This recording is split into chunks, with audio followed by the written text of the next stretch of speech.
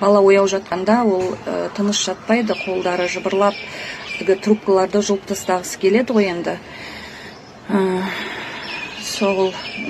Сосын алда бізді, айтайын дегенім, алда бізді ұзақ оңалту және қалпына келтіру процестері күтуде. Біз сенеміз сіздерге, бізге қолдау көрсететіндеріңізге алда. Сол үшін үлкен бәріне рахмет айтқымыз келеді. Бәріміз осы жаңалыққа қуанып жатырық, сонымен сіздермен бөлісейін деп осы видеоны жазып отырмыз қазір. Бәріне үлкен рахмет. Біздің отбасы атынан Алладан мың есе қайтсын. Аумин.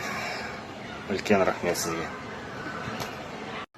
Дорогие друзья, уважаемые казахстанцы, все те, кто на протяжении всего этого долгого времени оказывал нам всестороннюю поддержку, молился за нашего сына, мы хотим выразить вам в очередной раз слова искренней благодарности, признательности за вашу активность, за вашу человечность.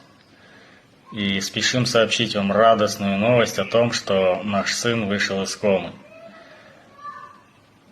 Он сейчас в состоянии оглушенности, как это называют медики.